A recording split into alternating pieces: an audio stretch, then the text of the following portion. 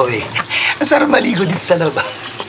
Okay, patapusin ninyo ako at marami tayong mapapagkwentuhan ngayon. Okay, naku, yung iba, grrr.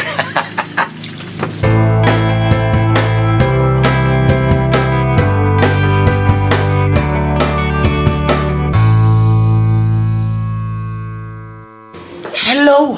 Naku talaga namang maganda ngayon, medyo presko. Sobrang init sa labas pero hindi ba masyadong ramdam kasi pasok lahat yung hangin. Minsan naman na yung pumasok yung hangin. Okay, so presko tayo kaya kailangan presko din ang ating mind. Sariwang-sariwa rin ang ating kabuuan.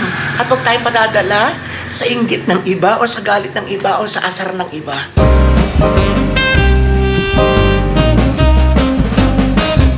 Ang bawat vlogger po or bawat content creator ay tumatanggap lagi ng mga puna. Yung iba pa nga pagmumura, yung iba galit, masasamang salita ang natatanggap. Merong ang ganda-ganda na kagaya ni Ivana Alawi, sasabihin pang pangit, mukha kang pusa, mukha kang ganito.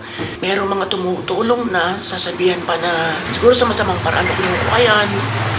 Masama naman ang ugali mo, pinipili mo yung bibigyan mo, mga ganon. Kahit mga sikat na celebrities, di ba nakakatanggap pa rin ng ganon. Lalong-lalo na ngayon mga sikat na talagang minsan wala namang ginagawa. Naglalabas na lang kanilang salodin, pero ang mga comments, grabe. Yung iba may mga pang-iinsulto, kagaya nung nagpapayat si Sharon Cuneta, grabe, kung mababasa mo. Minsan kasi tumitingin na lang ako sa comments. And dahil nga sa in-ng ganito, ang dami ng magagaling na mga mambash ngayon. Parang hindi magiging masaya kapag hindi naglabas ng puot at galit. Kahit hindi naman sila direktang naapektuhan. So yung Sharon, di ba kamukha? Ay, kamukha ka ni Ricky Reyes o kamukha ka ni Bibi Gandang Hari. Oy, ikaw ba? Yung mga ganon, di ba? Yung kahit mga pahapyaw, alam mong nananakit ng kalooban. Sabihin man natin may mga bahay ng hindi lang yung kay Sharon na yung iba, na may mga bahay ng katotohanan, yung ibang mga patotsada nila, ay pwede namang hindi. Pero, all in all, huwag na lang tayong, lalo pa pag nagmamature ka na, medyo naiintindihan mo na yun. Huwag na lang tayong mag-create ng laughter sa pang-iinsulto sa iba. Maliban na siguro kung tayo lang magkakaibigan tayo. Wala masyadong problema. Yan, and talking about that, talking about mean comments, talking about discriminating comments, talking about looking down on you sa pamamagitan ng kanilang mga salitang feeling perfect, meron mga masyadong mapaganap, pero mga hindi nauunawaan kung ano ba talaga ang kanilang sinasabi at meron namang talaga intensyong makapanakit, kahit pwede namang wala. Pag-usapan po natin yan, huwag po kayo magkakakalas na kayo.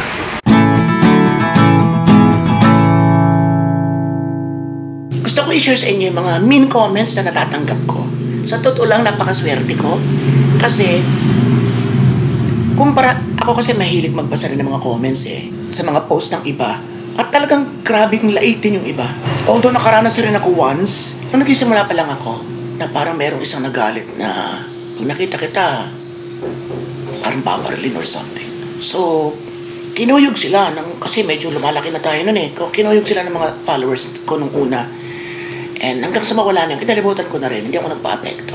Sa pageants, ang dami ko rin nararanasan mga gano'n, sa pagsasalita ko, sa mga kamukha ko, mga gano'n.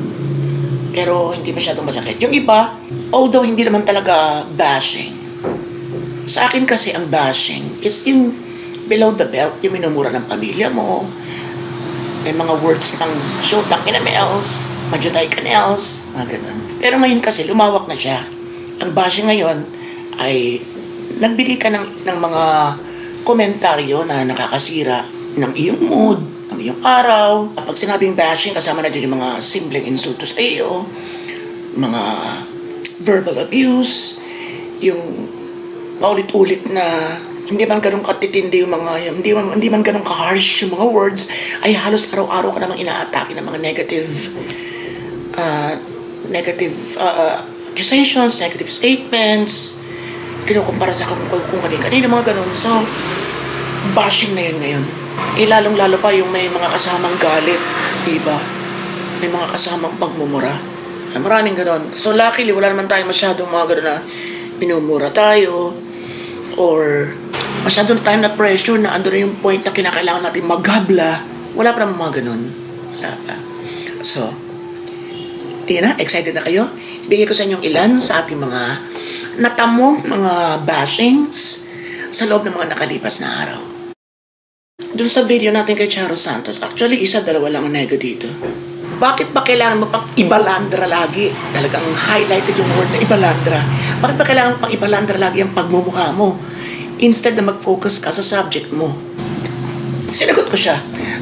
Ako kasi yung ang comments kasi, maniwala kayo sa hindi, may control sa YouTube. Pag may mga medyo na naramdaman si YouTube na medyo ka-restrict to hindi ito lalabas. Pupunta ito rin sa hidden comments. So, minsan pag nasa hidden comments, hindi ko na usually binubuksan because alam kong nega.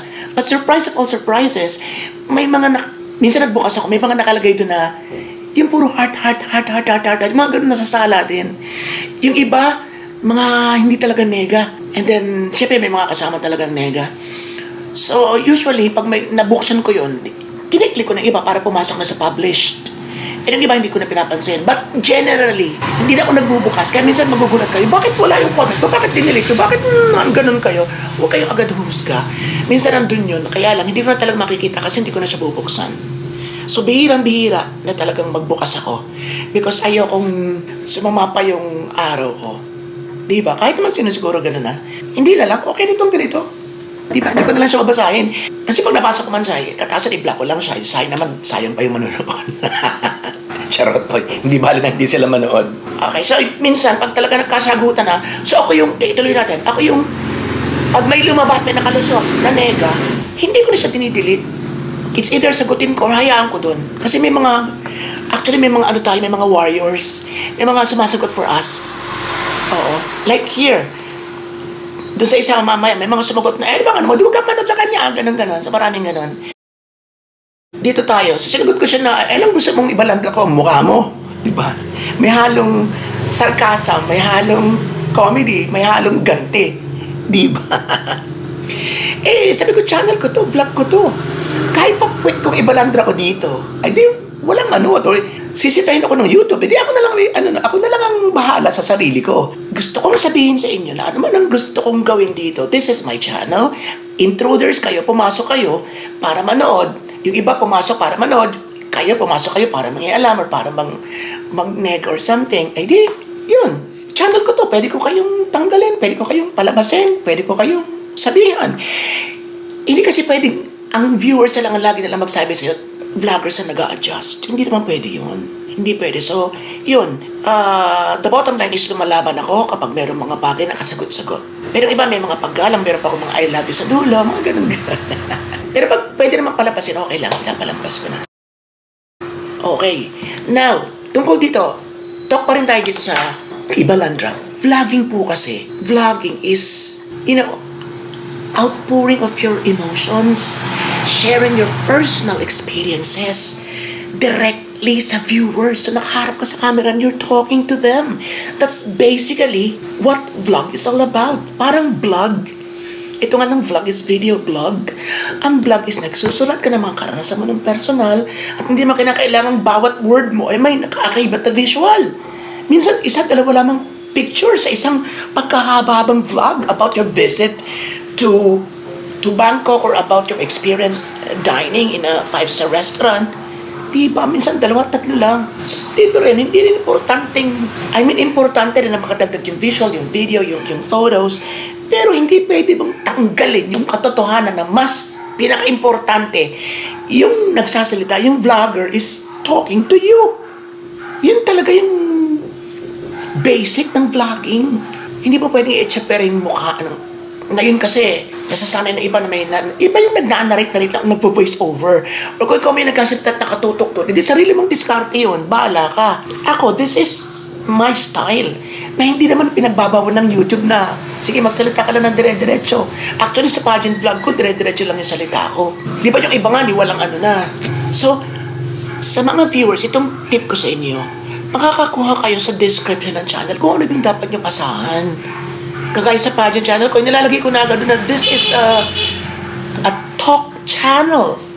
So don't expect na tayo tahimik at smile lang. Talking talaga. Number 2, follow that vlogger so that you could know him very well and his style.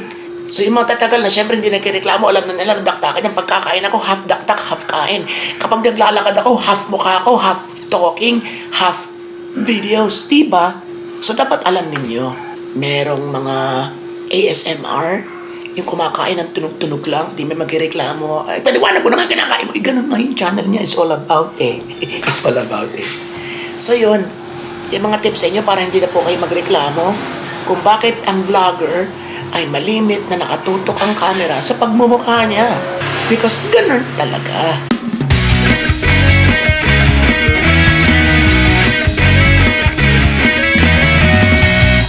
Okay po, so salamat. Punta tayo sa sunod. Okay, itong isa ay parang na-delete ko na or na-block ko na yung ano. Kasi 3 beses na siyang ganun ang drama na. Wala na bang may content? Wala na bang maganon?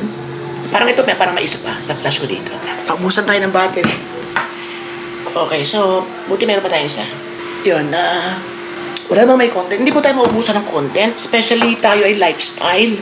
So kahit anong gawin natin sa ating personal na buhay, anong gawin natin sa bahay, bukas kung tayo maglilinis sa ating mga lumang libro, sa isang araw kung tayo ay manunood ng pagluluto ni Jenny, natutulong tayo, sa isang araw lalakad tayo, bibili tayo ng pantisan, and so on and so forth. I can make a vlog out of those daily routines na ginagawa natin. So yun, hindi po tayo mabusan ng content, and at the same time, pwede naman lumipat ng ibang channel. Hindi naman po masama. Kung wala nang manood sa atin, hindi na tayo kumikita, hindi yun ang kapalaran.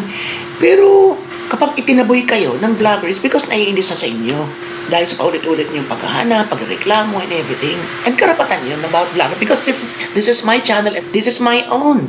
Kung ano mang gawin ko dito, sabi ko nga, doon sa una nating nakaaway kanina, na kumpit ko nga ang ituto ko sa camera, and pakialam mo kung wala manood sa akin, ano nga, di ba? So, maraming contents, hindi po tayo mauubusan. Yung iba nga lamang, number 1, ay maaaring hindi bagay sa atin. That's why hindi natin ginagawa. Number 2, hindi kaya ng budget kaya hindi natin ginagawa. For example, tour. May mga nagsasabi na, ba't di ka mag-tour sa Asia? Pera nga. Kung marami mga pera, di lagi ako nasa Australia, Canada, Mexico, Peru, Brazil, London, UK, and more. Di pa kailangan pa bang itanong niyo kung bakit hindi ako mag-vlog sa ibang lugar? Pera ang problema. At saka minsan yung kabog sa dibdib na takot sa aeroplano. Takot na po tayo sa aeroplano. So, may mga tanong na obvious naman yung isasagot. Huwag yun ang itanong. Punta tayo sa sunod. Okay, ito yung isa. Tamad ka kasi mag-commute ng tricycle at jeep. Social clamor ka kasi maarte. Feeling social. Hindi naman, nagta-tricycle tayo. Hindi naman pwedeng bawat tricycle ko kukuha natin ng video. Actually, pwede, pero mahirap. Kasi may dala kang bag, tutukoy ko ng pamasahe, may dala kang cellphone, tapos kukuha ka pa ng camera. Apat yung tinatrabaho mo. Ay yung, minsan ma-traffic pa, may inisip ko pang iba. Samantala kung nasa kotse, tapos may driver, nakaka-emote, tapos pagbaba ko, pwede siya paghawakin ko ng camera. Pero sumasakay tayo ng tricycle. Sa latest vlog natin, nag-tricycle din tayo, diba? Wala namang masama. Kaya nga tayo nag-kotse, ano gagawin natin? Display. Diba pinagtsagaan natin yun, 24 mil buwan-buwan para magkakotse. Kasi yun lang naman ang meron tayo. So, pabayaan nyo na akong magkotse. At saka hindi ako mayabang, hindi ako pasosyal. Kung pasosyal ako, di pinili ko na mag-drive at ang ulo ko lagi nakaganot, nagpapasikat ako sa mga tao. Diba? Ang tanga ko naman na nandun ako sa loob ng wala akong kaalam-alam. May kotse ako. Diba? So, hindi tayo social climber. Hindi tayo nag-aarte. Yung arte-arte natin na, maganda, acting, acting for the vlog. Pero arte talaga within, hindi tayo maarte. Kung maarte tayo at pasosyal tayo, hindi ko nasasabihin na wala akong ulam. Hindi ko nasasabihin na wala akong pera papuntang Japan. Ganun ang mga pasosyal mayayabang. Kalimitan. Diba? Ba't ko pa sasabihin na hinuhulugan ko ang kotse? Pwede ko naman sabihin cash. Ba't ko ipapakita na ako yung nagngungunguya ng isaw-isaw? Pwede naman kumain sa restaurant, sa mangutang muna. For example, wala akong pera mangutang sa pamangkin ko at kailangan super dining ako ng fine dining. At yun na lang ay pakita ko mayat pag lumalabas ako. Ba't ko papapakita? Nasakbal ako ng sinulbot. Kung social climber din ako, di ba? Ba't ko pahalata sa tao na andito ako Ba't ko pa kukuhanan yung lumang sirang bahay namin? O ba't ko sasabihin na hindi ako makapunta at makapag-travel kasi wala ako? Ba't hindi ko masabi na ganito yung ganyan? Di ba? So, hihinay po tayo sa pagkasalita. Hindi ako nasaktan dyan kaya hindi ko na sinagot. Okay? Next. Hindi ko makita. Ayan na. Bakla! Bakla! Actually, marami yan. Ay, naku, maniwala kayo. Eto.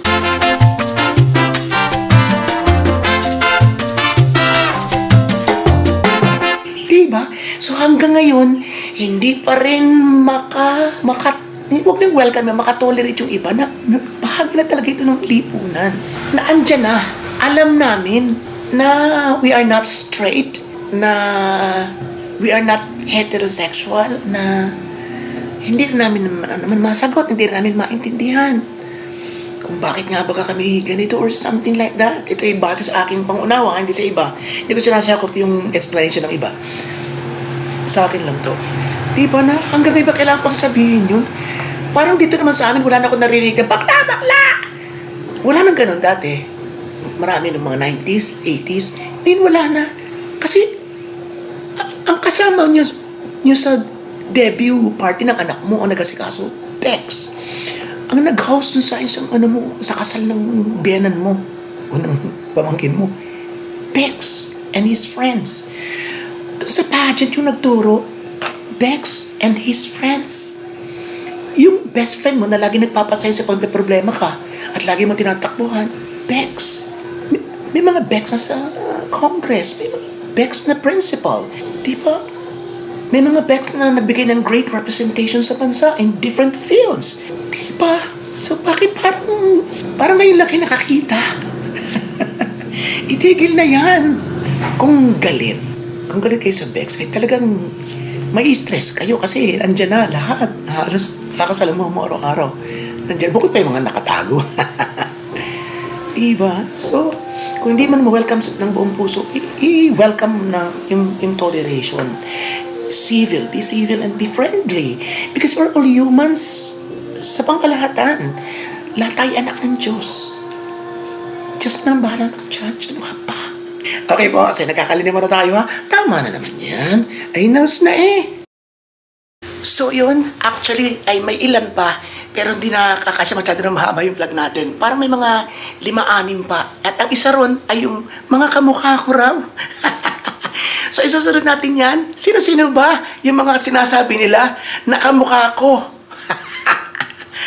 Ay wala nang magandang nakahawig eh. Maraming salamat yung mula sa pagsama sa ating bawat kempo. This is your friend Novato. Sa nga nagdudugo sa mas at mabuhay lahat ng Pinoy sa masulog ng world. Dermatology pa more and more and more. Thank you.